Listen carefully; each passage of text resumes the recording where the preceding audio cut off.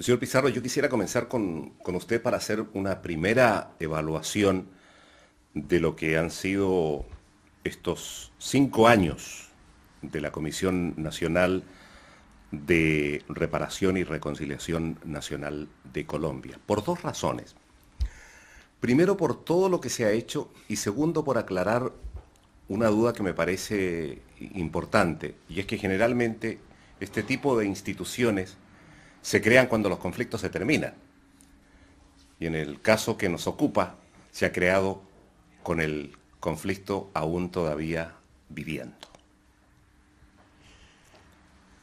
Sí, yo creo que es un tema enormemente interesante porque cuando se creó la comisión hace 5 años, lo primero que hicimos fue reunirnos con las comisiones de la verdad que había habido en América Latina, con la Comisión de la Verdad y Reconciliación de Chile, con la Comisión Sábato en Argentina, con la Comisión de El Salvador, de Guatemala, del Perú.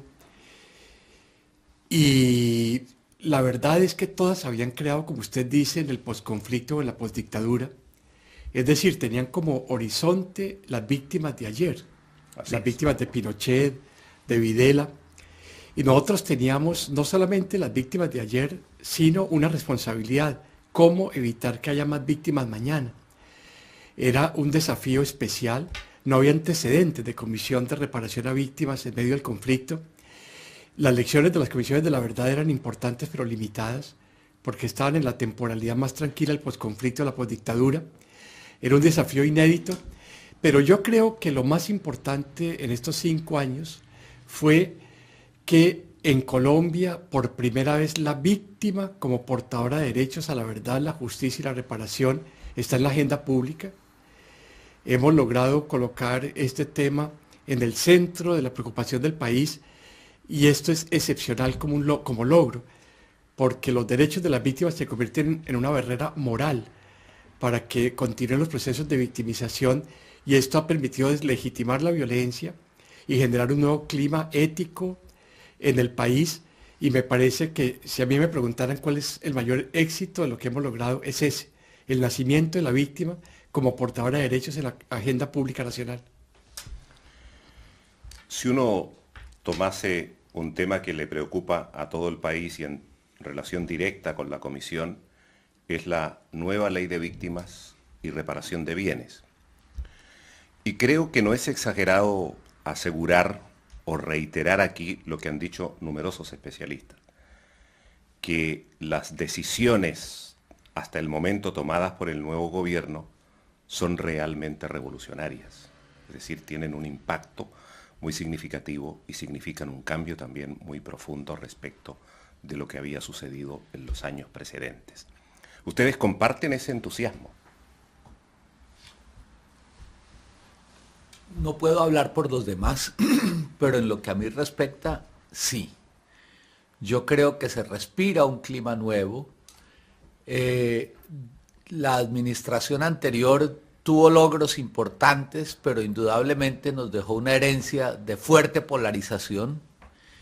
Y en este momento hay una sensación de cambio de actitud, de mayor integración de grupos políticos y sociales al proyecto de gobierno. Hay una atmósfera de renovación, las relaciones se han vuelto más fáciles entre sociedad y Estado, aún organizaciones de derechos humanos y demás, a pesar de que por supuesto persisten diferencias importantes, se han vuelto más fáciles. Yo no dudaría un minuto en decirle que estoy de acuerdo con esa idea. Hay que tener en cuenta también que el presidente Santos ha invertido un capital político significativo en estas dos iniciativas. Y él mismo lo ha dicho expresamente que para él solamente salir adelante con estos proyectos de ley en su gobierno sería un gobierno fructífero si este es su gran éxito.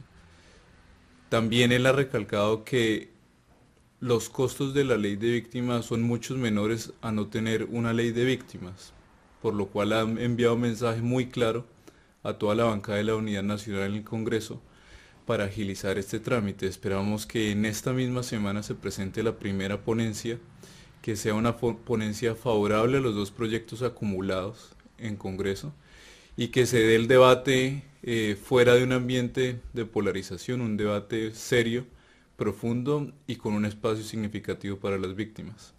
Yo creo que vale la pena agregar, durante la administración anterior, la ley de víctimas, el proyecto de ley de víctimas se cayó, sobre todo a partir de la polarización que generó la discusión en torno a si el Estado indemnizaba porque es el responsable o simplemente porque es solidario con las víctimas.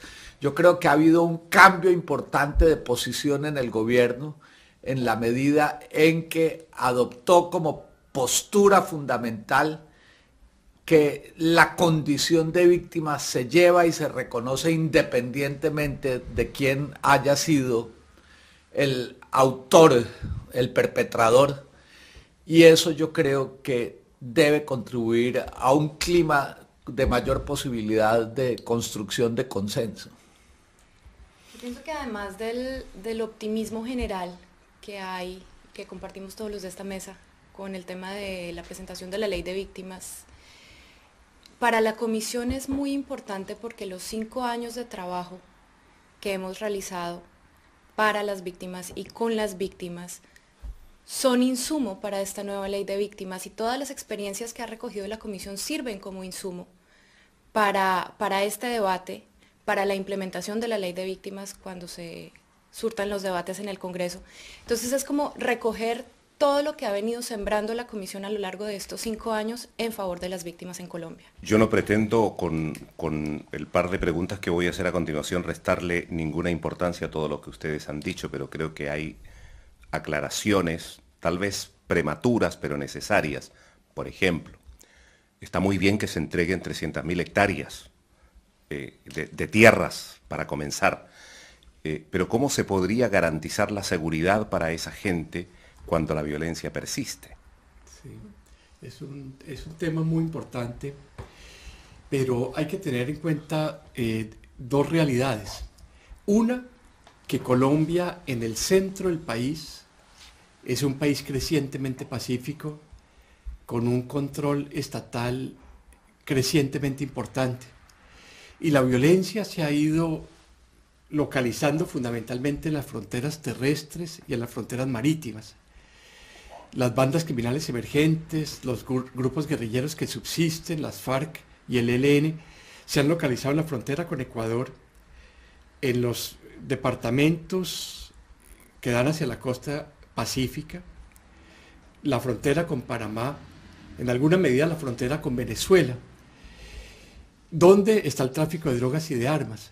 Entonces, en un país crecientemente político en el centro es posible una política de restitución de bienes con débiles riesgos para la población que retorna o a la cual se le restituye bienes, y es muy riesgosa en las fronteras marítimas y terrestres. Entonces sí es posible adelantar de manera escalonada la política de restitución de bienes y la política de retorno hacia los departamentos donde hay control estatal. Entonces podemos ir avanzando con riesgos menores para la población campesina, y eso es un buen mensaje para Colombia. Estas buenas señales que manda el gobierno no eliminan la polarización de las cuales ustedes se referían recientemente. Y teniendo presente ese dato, ¿quién va a decidir y cómo quién es víctima y quién no? Sí, ese es un reto.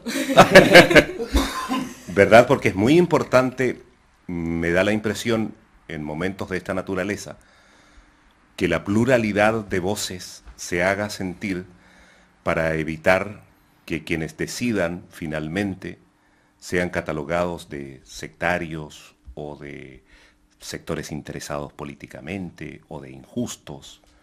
Este es un tema complicado. Sí. Tal vez yo habría una observación, y Colombia como sociedad y el Estado colombiano tiene una experiencia significativa en el procedimiento de reconocer la condición de víctima a diferentes tipos de víctimas. Llevamos más de 13 años teniendo un registro único de población desplazada, un procedimiento que cada día debe ser mejorado más, pero que ha permitido garantizar predictibilidad en las decisiones y la capacidad de controvertirlas.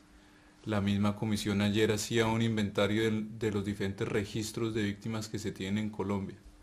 Así que el reto de esta nueva ley es, bajo la responsabilidad del vicepresidente de la República, quien liderará este sistema de atención a víctimas, establecer un único registro de víctimas, dejando espacio para la pluralidad de las condiciones de cada una de ellas, pero también siendo muy rigurosos para reconocerle los derechos de las víctimas a quien realmente ha sido víctima del conflicto.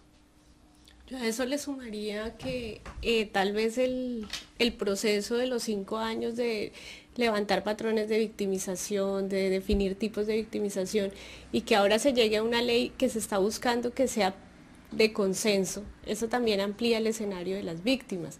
Entonces no limita solo a cierto tipo de víctimas, y eso ha sido como uno de los grandes avances que se ha tenido, sino que amplía el debate hasta de la misma condición de víctima. Entonces eso hace que la ley sea bastante incluyente, que sean muchos sectores los que se puedan pronunciar frente a los tipos de victimización, y eso también le da más legitimidad al proceso que se está haciendo en ley de víctimas y ley de tierras. Entonces es un proceso que se ve con frutos desde diversos sectores, cómo pueden opinar, y eso amplía mucho más el campo de trabajo. No, indudablemente que va a haber una enorme polémica con respecto a las víctimas de agentes del Estado, porque en el caso de Chile, por ejemplo, las víctimas de agentes del Estado fueron reparadas por la vía administrativa después de la Comisión Rettig en 1990, pero en ese caso todas las acciones de la dictadura militar eran ilegales.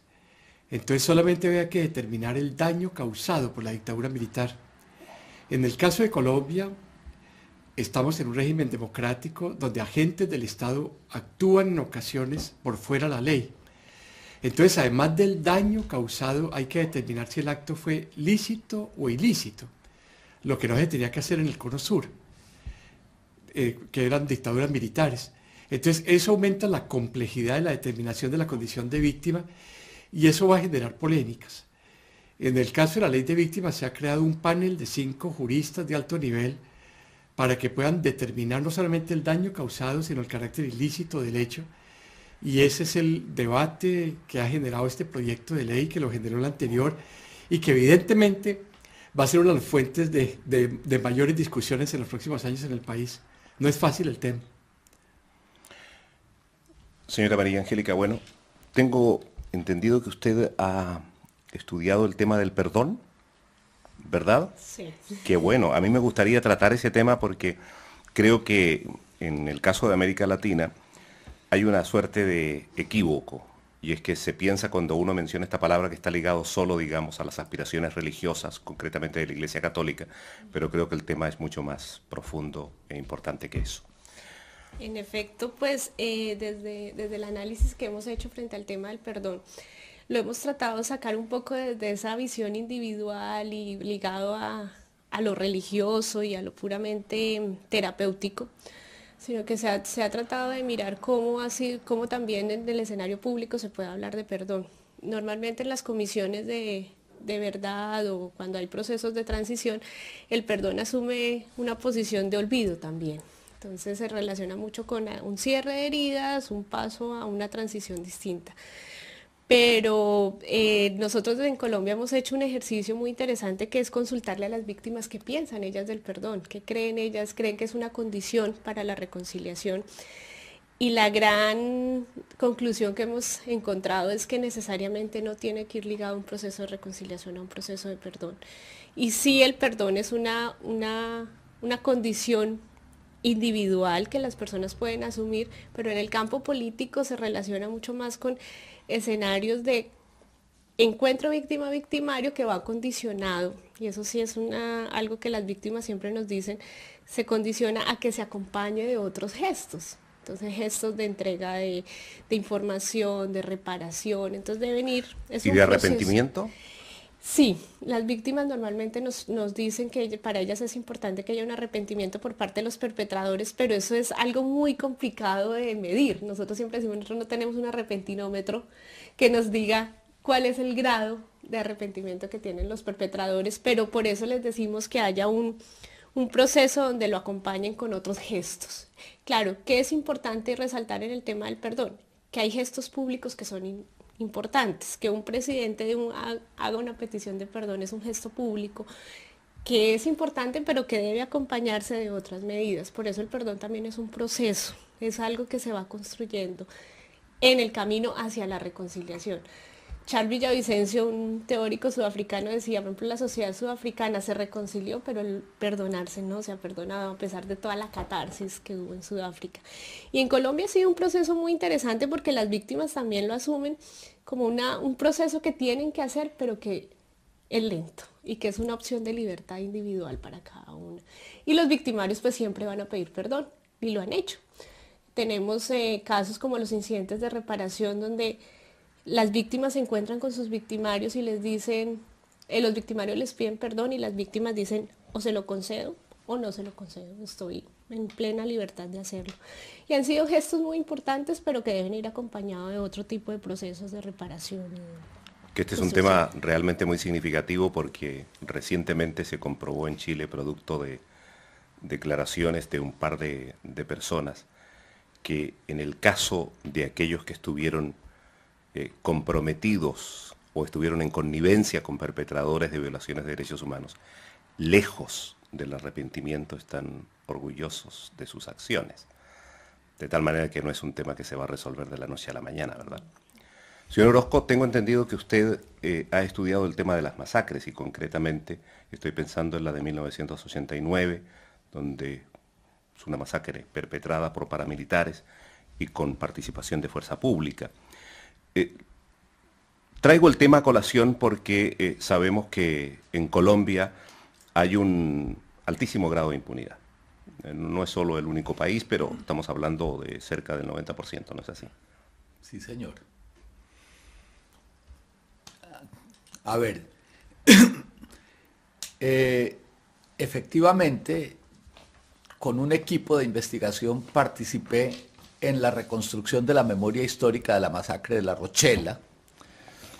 Se trata del asesinato de una comisión, 12 de cuyos 15 miembros murieron en el acto. Se trata además de gente que estaba haciendo una investigación importante sobre crímenes que se estaban sucediendo en el Magdalena Medio. Pero a lo que me quiero referir ahora es que para contextualizar y para darle una caja de resonancia al estudio sobre la masacre de La Rochela en el 89, hicimos una base de datos sobre victimización de funcionarios judiciales entre 1979 y el año 2009 y nos encontramos con datos impresionantes.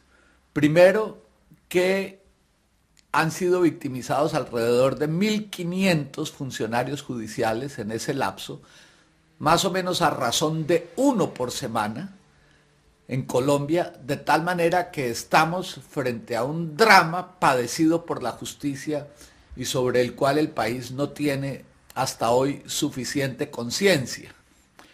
El impacto, por supuesto, de que hayan muerto funcionarios judiciales a razón de 1 por semana durante tantos años, debe haber tenido un impacto multiplicador brutal sobre la impunidad y yo creo que ese destape es importante.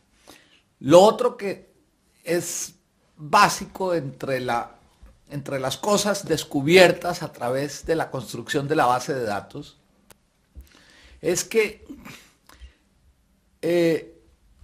han sido sobre todo los actores armados y en el marco del conflicto quienes han victimizado funcionarios judiciales, de tal manera que es la guerra la que está en el corazón de la victimización. más del 60% de los casos se dieron en contextos de conflicto.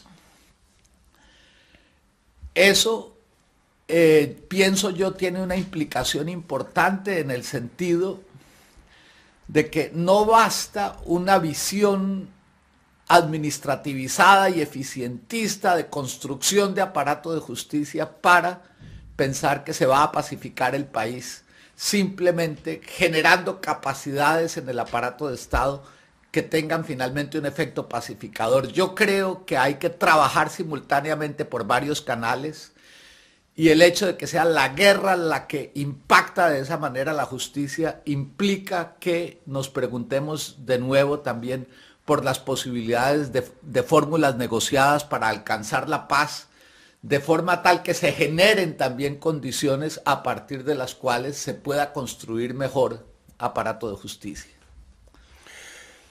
Y he aquí que los integrantes, estos 5 integrantes de la Comisión Nacional de Reparación y Reconciliación de Colombia, están de visita en Holanda en un momento muy preciso. Nuevo gobierno que está pensando en qué hacer, no solo a nivel interno, sino también a nivel internacional.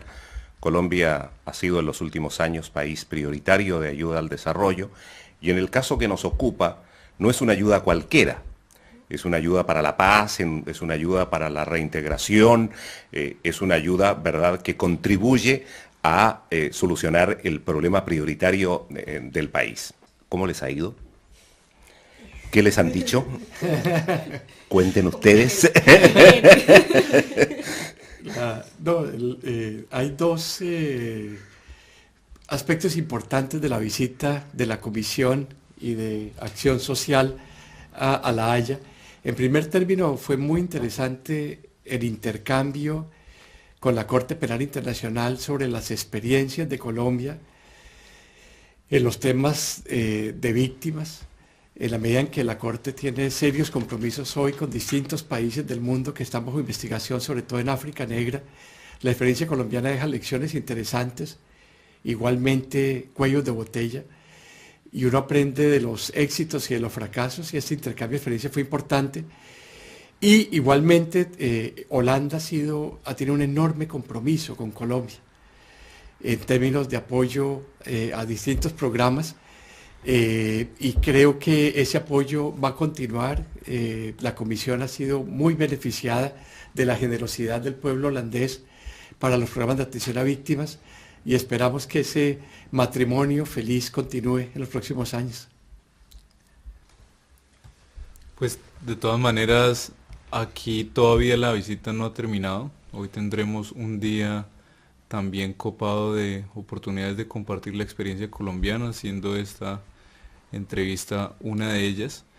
El mensaje más importante que hay que dejar es que Colombia, como Estado y como sociedad, ha hecho un esfuerzo considerable para visibilizar a las víctimas y avanzar en su atención y en su reparación, reconociendo por supuesto los múltiples errores de este aprendizaje continuo y la necesidad de mantener una visión abierta y para compartir nuestras experiencias con el resto del mundo. Yo quisiera resaltar también como parte de la visita el compromiso de Colombia con la Corte Penal Internacional, con los procesos de atención y reparación a víctimas, y sobre todo el compromiso que tiene Colombia en cabeza de Eduardo Pizarro como miembro de la Junta Directiva del Fondo Fiduciario para las Víctimas de la Corte Penal Internacional.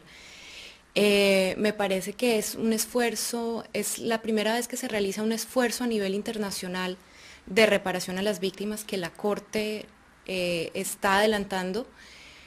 Y me parece que la experiencia colombiana, como bien lo decía Eduardo Pizarro, ofrece muchas luces sobre cuáles son las buenas prácticas y cuáles pueden ser las no tan buenas prácticas, porque si bien el mandato del fondo es internacional, es bastante similar en su esencia a lo que está haciendo la Comisión Nacional de Reparación y Reconciliación. Entonces, en ese sentido se ha generado un intercambio muy interesante con el fondo en particular y con la Corte en general. Sí, sobre todo porque viene la primera condena de la Corte Penal Internacional al señor Tomás Lubanga del Congo por reclutamiento de niños, y es la primera experiencia mundial de reparación a víctimas por parte de un tribunal internacional.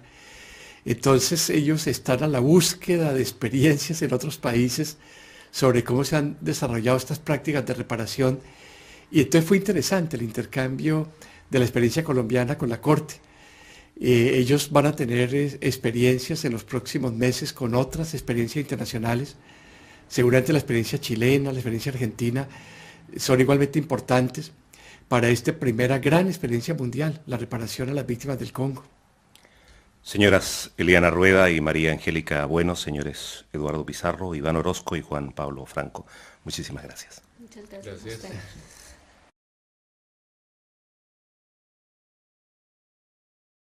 Precedentes.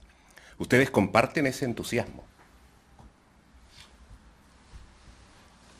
No puedo hablar por los demás, pero en lo que a mí respecta, sí. Yo creo que se respira un clima nuevo.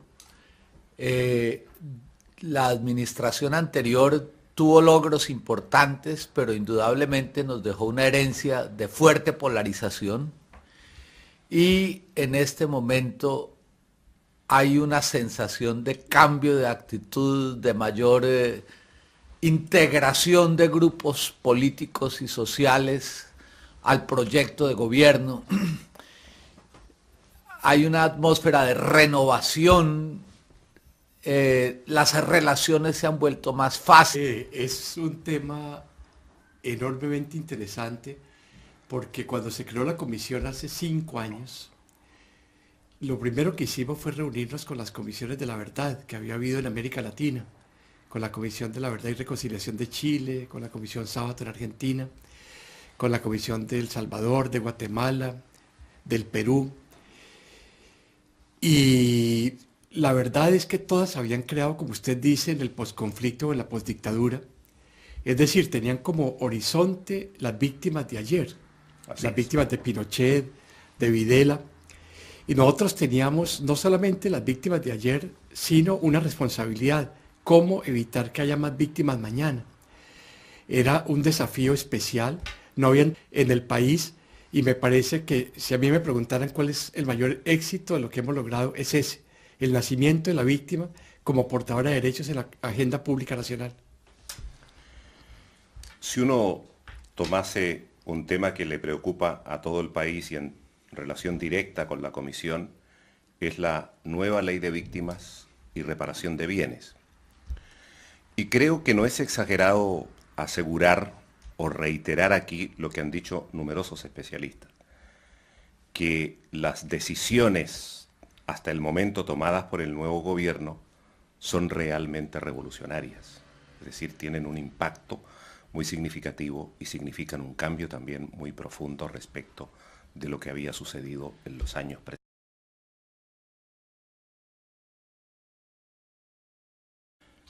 Señor Pizarro, yo quisiera comenzar con usted para hacer una primera evaluación de lo que han sido estos 5 años de la Comisión Nacional de Reparación y Reconciliación Nacional de Colombia, por 2 razones. Primero, por todo lo que se ha hecho, y segundo, por aclarar una duda que me parece importante, y es que generalmente este tipo de instituciones se crean cuando los conflictos se terminan. Y en el caso que nos ocupa, se ha creado con el conflicto aún todavía viviendo. Sí, yo creo que antecedentes de comisión de reparación a víctimas en medio del conflicto. Las lecciones de las comisiones de la verdad eran importantes pero limitadas, porque estaban en la temporalidad más tranquila del posconflicto, de la posdictadura. Era un desafío inédito. Pero yo creo que lo más importante en estos 5 años fue que en Colombia, por primera vez, la víctima como portadora de derechos a la verdad, la justicia y la reparación está en la agenda pública. Hemos logrado colocar este tema en el centro de la preocupación del país y esto es excepcional como logro, porque los derechos de las víctimas se convierten en una barrera moral para que continúen los procesos de victimización. Y esto ha permitido deslegitimar la violencia y generar un nuevo clima ético